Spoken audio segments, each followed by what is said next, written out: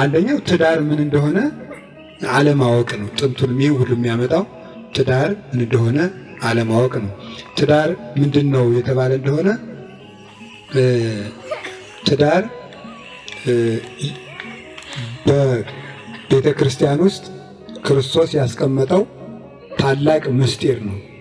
በቤተ ክርስቲያን ውስጥ ክርስቶስ ያስቀመጠው ታላቅ ምስጢር የድህነት መንገድና የጽድቅ ስፍራ ነው። እነዚህ ሶስቱን የያዘ ነው። አንደኛ ምስጢር ነው፣ ሁለተኛ የድህነት መንገድ ነው፣ ሶስተኛ የጽድቅ ስፍራ ነው። እነዚህን ጠንቅቆ የያዘ ነው። ምስጢርነቱ በምስጢረ ሥጋዌ ተመስሏል። በምስጢረ ሥጋዌ ቃል ሥጋ ሆነ። ዮሐንስ ወንጌል ምዕራፍ 1 ቁጥር 14 ላይ እንደምንመለከተው ቃል ሥጋ ሆኗል። ቃል ማለት ከአብ ከመንፈስ ከወልድ ከመንፈስ ቅዱስ ከሦስቱ አካላት አንዱ ወልድ ሰው ሆኗል።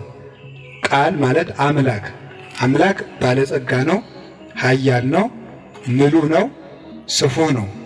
ከዚያ በኋላ ቃል ከእመቤታችን ከቅድስት ድንግል ማርያም ሥጋን ሲለብስ እንቲአሁ ለሥጋ ኮነ ለቃል ወእንቲአሁ ለቃል ኮነ ለሥጋ እንዳለ የሥጋ ገንዘብ ለቃል የቃል ገንዘብ ለሥጋ ሆኗል ማለት ነው። ኃያልነት ያልነበረው ሥጋ በተዋህደው ቃል ኃያል ሆኗል። ምልአትን አግኝቷል፣ ስፋትን አግኝቷል፣ ሕያውነትን አግኝቷል ማለት ነው። ለሥጋ ዘይማስን ረሰዮ ዘይማስን ይላል አይደለም? የማይጠፋ የሚጠፋ የሚለወጥ ሥጋን የማይለወጥ አደረገው ስለሚል በተዋሂዶ ኃይልን አግኝቶ ገንዘብ አድርጎ ያለመለየት ያለመከፋፈል አንድ ሆኗል ማለት ነው። ስለዚህ የመለኮትና የትስብእት ተዋሂዶ ምሳሌ ነው።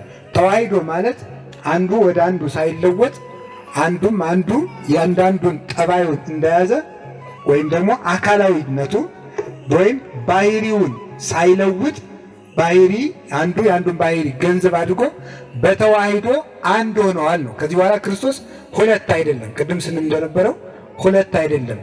ስለዚህ ትዳር ማለት የምስጢረ ተዋሂዶ መገለጫ ምስጢር ማለት ነው።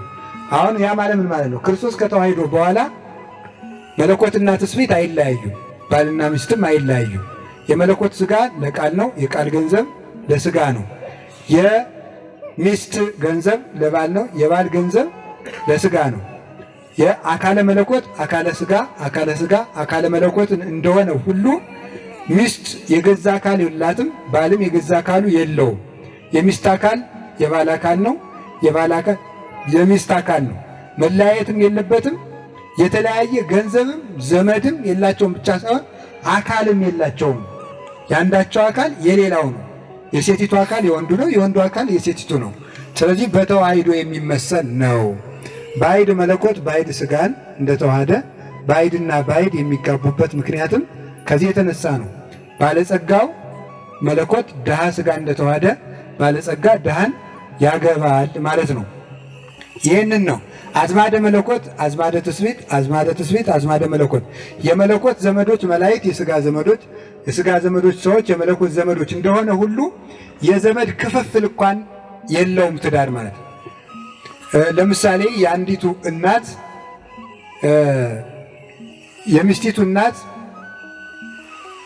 ጅማ ብትሆን ለምሳሌ የባልየው እናት ደግሞ መቀሌ ብትሆን አሁን ምን ማለት ይባላል? መቀሌ ያለችው እናታችንና ጅማ ያለችው እናታችን የሚባል እንጂ ያንተ እናትና ያንቺ እናት አይባልም ማለት ነው። ይሄ ነው ያንተ እናት ያንቺ እናት፣ ያንተ ወንድም የኛ ወንድም አይባልም። ይሄ ወንድሜ እንዲህ አለኝ ነው እንጂ ይባል ያንቺ ወንድም እንዲህ አለኝ ያንተ ወንድም እንዲህ አለኝ የለም። የአካል ክፍፍል ከሌለ የዘመድ ክፍፍል የለም፣ የገንዘብ ክፍፍልም የለም። ስለዚህ ምስጢሩን ባለማወቅ ነው የምንረዳው። አንድ ሰው ሚስቱን ቢንቅ መለኮት ሥጋን ንቋል እንዳለ ይቆጠርበታል። ሚስት ባሏን ብትንቅ ትስብእት መለኮትን እንደናቀ ይቆጠራል ማለት እንደተለያዩ ሁለት እንዳደረጉ ሁሉ ይቆጠራል ማለት ነው። ስለዚህ ትዳር የተዋሂዶ መገለጫ ነው። ያንን ባለማወቅ ነው ሰው ትዳሩን የሚንቀው የሚያቃልለው። የዚህ ምስጢር ተዋሂዶ መሆኑን ባለመረዳት ነው። ሌላው ባል የክርስቶስ ምሳሌ ነው፣ ሚስት ደግሞ የቤተ ክርስቲያን ምሳሌ ናት ማለት ነው። ክርስቶስ አንዲት ቤተ ክርስቲያን አለችው፣ ለባል አንድ ሚስት ይኖረዋል። ቤተ ክርስቲያን አንድ አምላክ አንድ ክርስቶስ አላት፣ ሚስት አንድ ባል ይኖራታል። ክርስቶስ ለቤተ ክርስቲያን የኖረ ነው፣ ባል ለሚስቱ ይኖራል እንጂ ለራሱ አይኖርም። ጠብን የሚያመጣው ይሄ ነው። ጠቡ የሚመጣው ለምንድን ነው ካላችሁ ለራሱ መኖር ሲጀምር ነው። ባልም ለራሱ ይኖራል፣ ሚስትም ለራሷ ይኖራል። ሚስቲቱ ያላደረገችለትን የሚቆጥር ከሆነ ትዳሩ ትዳር አይደለም። እሱ ያላደረገላትን ነው መቁጠር ያለበት። ባሏ ያላደረገላትን የምትቆጥር ከሆነ ትዳሩ ትዳር አይደለም። እሱ ያላደረገችለትን ነው መቁጠር ያለበት። ክርስቶስ ለቤተ ክርስቲያን እንደኖረ ባል ማለት ለሚስቱ የሚኖር ነው። ቤተ ክርስቲያን ለክርስቶስ እንደምትኖር ሚስት ማለት ለባሏ የምትኖር ማለት ነው። ለዚህ ነው በክርስቶስና በቤተ ክርስቲያን የሚመሰለው። ክርስቶስ የቤተ ክርስቲያንን ነውሯን አንጽቶ ነው ሙሽራ ያደረጋል። ባለትዳርም የሚስትን የባልን ነውር ታግሶ በትዕግስት አጥፍቶ የሚኖርበት ነው እንጂ ነውር የሌላት ሚስትና ነውር የሌለው ባል አይገኝም በምድር ላይ ማለት ነው። ነውራች ክርስቶስ ምንድነው? በደመ መስቀሉ ቀደሳ ወበማይ ዘውዘ እምገቦሁ ምንድነው ያለው? አንጽሐ አጥመቃ ይላል ቅዱስ ያሬድ። በመስቀሉ ባፈሰሰው ደም ቀደሳት፣ ከጎኑ በፈሰሰው ደም አነጻት እንዳለ ቅዱስ ያሬድ። ከዚህ በኋላ ቤተክርስቲያን መጨማደድና ነውር የሌለባት ንጽሕት ሙሽራ አደረጋት። ክርስቶስ አንጽቶ እንደተዋሃዳት ቤተክርስቲያንን ባል ሚስቱን ይታገሳታል፣ ሚስት ባሉን ይታገሳል። ደግሞ አብዛኛው የሚጣላው ተፈጥሮን ባለማወቅ ሁሉ ጭምር ነው። አብዛኛው ባለትዳር የሚጣላው ተፈጥሮ። አንድ ሰው ከማግባቱ በፊት ሴት ምን እንደሆነች ወንድ ምን እንደሆነ ማወቅ አለበት። ታውቃላችሁ አይደል? አሁን ሴት ለምሳሌ የተፈጥሮ ግዳጅ አለባት፣ በወር የለባትም። በዚያ ጊዜ ሴቶች ያማቸዋል፣ ጠባያቸው ሁሉ ይከፋል። ያንን ሳያውቁ መግባት እንዴት በሰሙን ጠባይሽ ይከፋል ማለት አይቻልም። ግዱን ያማታል።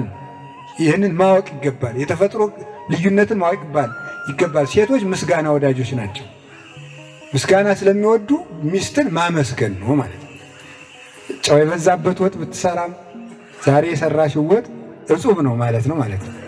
ከሰደቧት ግን ነገ እንጃ የምትጨምረውን እንግዲህ ማለት ነው አጉል ነው። ስለዚህ ምንድን ነው ሴቶች ምስጋና ስለሚወዱ ማመስገን። ወንድ ደግሞ ምን ይፈልጋል? መታዘዝ ይፈልጋል። አይደለም? መታዘዝ ይፈልጋል። ማዘዝ ነው። ለምን? የክርስቶስ ምሳሌ ራስ ስለሆነ መታዘዝ አለበት ማለት ነው። ስለዚህ ባል ሲታዘዙ ይወዳል፣ ሚስት ሲያመሰግኗት ሲንከባከቧት ትወዳለች። አሁን የዛሬው ባልና ሚስት ዋናው ጣው ምንድነው? ጊዜ አይሰጠኝም። እኔን ቁጭ ብሎ ማውራት ደስ አይለውም። በቃ ሌላ ችግር እኮ የለውም። ይህ እኮ ቀለል ያለ ነገር ነው። እናንተ ቁጭ ብላችሁ አታወሩም ወይ? ለምን የማታወሩትና ስጦታ አይሰጠኝም? ይሄ ነው ጣው ማለት ነው። ብዙዎቹ ስለምናገኛቸው ቢሞት ለእኔ ስጦታ ገዝቶ አያመጣም። ይኸውላችሁ ደግ ስራውን እኮ ነው ሴቶቹ፣ ክፉ ስራውን እኮ አይደለም። እንግዲህ ገንዘቧን ይስጠኝ የምትለምን ብላ ነው። ይሄ ደግነት አይደለም እንዴ? ስለዚህ ገዝቶ ምን ማድረግ ነው? መስጠት።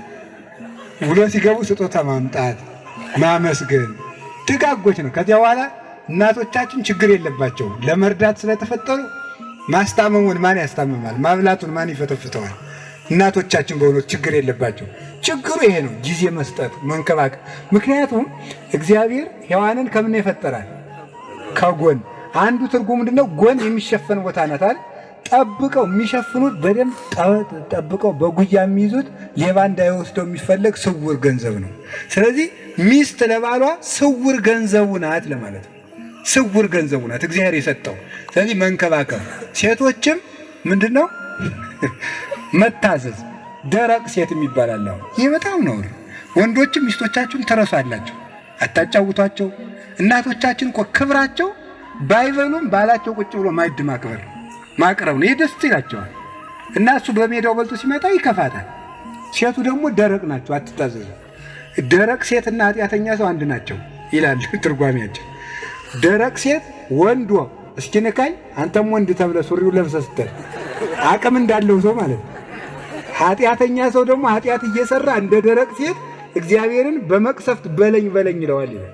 በለኝ ይለዋል። ደረቅ ሴት ማለት ወሆኮ ኃጥእ ለእግዚአብሔር፣ ኃጢአተኛ እግዚአብሔርን አነሳሳው እንዲመታው አደረገው። እንደ ደረቅ ሴት እንካ በለኝ ብሎ ኃጢአት እየሰራ የመቅሰፍት በትር ያቀብለዋል።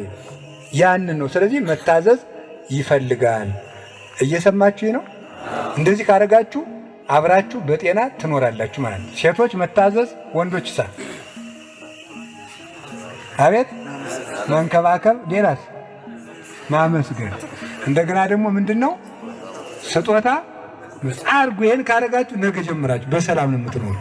ይሄን አድርጉ። ቁጭ ብላችሁ ሚስቶቻችሁን አውጉ። ዙረት አታብዙ። ከሚስት አቤታችሁ ቁጭ ብላችሁ ብሉ። በየሜዳው እየበላችሁ አትምጡ። ይሄን አረጋችሁ። ደግሞ ሴቶችም ደግሞ ታገሱ። ይሄን መጠራጠራችሁን ማናት የደወለለችልህ ማለታችሁን ማቆም አለባችሁ። ማለት ሰው ሲያምኑት ነው እንጂ ሲጠረጥሩት አይወድም። ከጠረጠሩት ምን ታመጫለሽ ብሎ ችግር ይፈጥራል ማለት ነው። እና እንደዚያ ነው። ደግሞ ሴቶችም ጌጥ ደግሞ አጊጡ። እውነቴን ነው፣ ሞኝ አትሁኑ። አሁን ዮሐንስ አፈወርቅ ይላል፣ ሲራክም ይላል ፀሐይ በሰማያዋ እንደምታበራ የሴት ጌጧ በቤቷ ውስጥ ለባሏ ነው ይላል። ሴቷ አሁን ተጃጅሏል። ልቅሶና ገበያ ሴት ሸር ብሎ ይወጣና አቤት ግፋፎ ነው የሚለብሱት። አይደረግም እንደዚያ ማለት ነው። ለምን እንደዚያ ታደርጋላችሁ? ባሎቻችሁን ጠብቃችሁ አትዙ። ይህ እኮ መጽሐፍ የተናገረው ነው በእውነቱ ማለት ነው። ስለዚህ ያ ከሆነ ሚስቶቻችሁ ባሎቻችሁ አቤታቸው ቁጭ አርፈው ማለት ነው። ይህን ማድረግ ማብላት፣ ግንባርን አለመቋጠር ይሁን ማለት ፊተ ቋጣራ ግንባረ ሸካራ አትሁን ነው የሚለው መጽሐፉ ማለት ነው። ወንድ ልጅ የሚፈልገው ልዝብ ንግግር ነው ማለት ነው። ደረቅ አትሁኑ። ነገር ዝም ብላችሁ መመለስ ከላይ ከነዝናዛ ሴት ጋር ከምትኖር ከአራስ ነብር ጋር ብትኖር ይሻላል ይላል ሲራክ። ይህ በእውነቱ ነውር ነው ማለት ጨቅጫቃ አትሁኑ። ቀኑ ባይመሽ የሚወድ ዝናብ ባይጥል የሚወድ ማን ይመስላችኋል? ቀኑ ባይመሽ የሚወድ ነዝናዛ ሚስት ያለችው ነው። ዝናብ ባይጥል የሚወድ የሚያፈስ ቤት ያለው ሰው። ስለዚህ እንደዚያ ስለሆነ አትነዛነዙ ነው። ሌላው ደግሞ እየሰማችሁኝ ነው። ባልና ሚስት ራስና አካል ናቸው። ባል ራስ ነው፣ ሚስት ምንድን ናት? አካል ናት ማለት ነው። ራስ ነው ማለት ክርስቶስ የቤተ ክርስቲያን ምንድን ነው? ራስ ነው። አንዱ የበላይ ነው። ምስጢሩ ግን ምን ይመስላችኋል? አሁን ለአካላት ሁሉ የሚታመማን ነው ራስ ነው። አሁን እጄን አያርግብኝና ጥፍር መጥምጥ ይዘኝ እንቅልፍ አጣለሁ። እንቅልፍ ሳጣ ምን ያመኛል? ራሴን ያመኛልና ባል ማለት የቤተሰቡን ሕማም የሚሸከም ማለት ነው። የቤተሰቡን ሕማም የሚሸከም ነው፣ የሚያስብ ማለት ነው። ሚስት ደግሞ አካል ናት ማለት ደግሞ ደም የሚረጭለት ደግሞ ለራስ ከየት ነው? ከታች ነው። ሕይወቱ የምትሆን ማለት የምታስብለት ማለት ነው። እነገሌን እንደው ሐሙስ ድግስ እንጥራቸው ብዬ ነበር ሲላል እኔም ልልህ ነበር የምትል ማለት ነው። ታደርገዋለህ የማትል እንግዳ ሲመጣ ወታ ጎረቤት የማጠፋ እንደዚህ ያለችው ማለት ነው። ሰምታችኋል አይደል? ይሄ ነው። እና ተፈጥሮን ለይቶ ማወቅ ይገባል። እና ደግሞ አንዳንድ ሰዎች እንደሚሉት ሴቱ ወግ ይወዳል፣ ወንዱ ደግሞ ሲከፋው ዝም ማለት ነው የሚፈልግ። ይህንም ለይታችሁ ወቁ። እውነቴን ነው ማለት ነው። ዝም ማለት ሴቱ የሚፈልግ ምንድነው? ተወያይታ መፍታት ነው። እንደዚህ ሁኜ እንደዚህ ሁኜ ምን ሆነሃል? ዝም በይ ይኸውላችሁ። እንደዚህ ስትለው እሱ ስለከፋው ወንድ ልጅ የሚያርፈው ዝም ብሎ ሲጨንቀው ነው የሚያወቀ። እሷ ደግሞ ንቆይ ነው የሚመስላል። ይህ ሁሉ ተፈጥሮን አለማወቅ። ካላወቃችሁ አታግቡ። አገባችሁ ደግሞ ይህንን አውቃችሁ ነው ማግባት ማለት ነው። ከሰው ጋር እንደምትኖሩም አትርሱት። ድሮ የራስን አመል ተይዞ ነው የሚኖረው አይደል? የራስን አመል። አሁን እኮ የሰው ጠባይ ጭምር ይዞ መኖር ነው ማግባት ማለት ነው። የሰው ጠባይ ጭምር ይዞ መኖር ነው። አሁን አንድ ነገር ልንገራችሁ። በክርስቶስ ተዋህዶ ውላጤ የለም፣ በተአቅቦ ነው። ተአቅቦ ማለት ስጋም ስጋነቱን እንደጠበቀ መለኮትም የጌትነት ባህሪውን ሳይለውጥ ነው። ሴቷ ወንድ ልትሆንላችሁ አትችልም፣ ወንዱም ሴት አይሆንላችሁም። በተአቅቦ ነው። ምን ማለት ነው? እኛ ያደግንበትን የኖርንበትን ሰው በእናት አባቱ፣ በጎረቤት፣ በትምህርት፣ ባስተዳደግ የያዘው ማንነት አለው። ያንን በአንድ ጊዜ ሊለውጥልን አይችልም። ወደኛ አይመጣም። ልክ እንደኔ ካላሰብክ አይባልም፣ እንደኔ ካላሰብሽ አይባልም። በምክክር ነው መሆን ያለበት ማለት ነው። ይህ ከሆነ አትጣሉ። የመጨረሻ የምንላችሁ እኔነትን ማስወገድ ነው። በጣም ሰውን የሚያጣለው እኔን፣ አሁን ቅድም እንዳልኩት እኔነትን ማስወገድ። አንዱ ለሌላው ይኖራል እንጂ ፍቅር ማለት መስጠት እንጂ መቀበል ስላልሆነ ማለት ነው። ተረድታችሁኛል አይደለም? እኔ ካላችሁ ትጣላላችሁ፣ ለሌላው ከኖራችሁ ግን አትጣሉም። የመጨረሻው ትዳሩ የሚያረጅበት ምክንያት እግዚአብሔር ሁልጊዜ አዲስ ነው። አንተ ክመ ዓመቲከኒ እያለቅ ስለተባለ እግዚአብሔር አዲስ ነው። አዲስ የሆነ እግዚአብሔር እርጅና የሌለበት በባህሪው ብሌት የሌለበት እግዚአብሔር በትዳራችሁ ካለ ፍቅሩ አያረጅም ማለት ነው። እግዚአብሔር ከሌለ ግን ፍቅሩ ያረጃል። ታዲያ እግዚአብሔር እንዳይኖር የሚያደርገው ምንድን ነው? በተክሊል ተጋብቶ ዚዋዳ ተጋቡ በኋላ ቁርባኑን ማቋረጥ፣ ቤተ ክርስቲያን አለመሄድ፣ ጸሎትን ማቋረጥ፣ ከንስሐ አባት ከመክረ ካህን ከፈቃደ ካህን መለየት፣ ይህን ዓለም አስቀደስ። በዚህ ጊዜ ረድኤተ እግዚአብሔር ከኛ ጋር አይሆንም። ከኛ ጋር ካልሆነ ብቻችን እንቆማለን። ብቻችን ስንቆም ሰይጣን ይረከበናል። ሲረከበን አጥር ማፍረስ ይችላል ማለት ነው። ስለዚህ ከቤተ ክርስቲያን ስትቀሩ ቅዱስ ሥጋውን ክቡር ደሙን መቁረብ ስታቆሙ፣ ቤተ ክርስቲያን መሄድ ስታቆሙ እግዚአብሔር ይለያል። እግዚአብሔር ሲለይ ደግሞ ትዳሩ ያረጃል። ሲያረጅ ይሰለቻል። ሲሰለች ይጨቃጨቃል። ሲጨቃጨቁ ይፋታሉ ማለት ነው። በዚህ ነው ባጭሩ። በጣም ትዳር ራሱን የቻለ ሰፊ ትምህርት ነው። ባጭሩ ይሄን ይበቃል።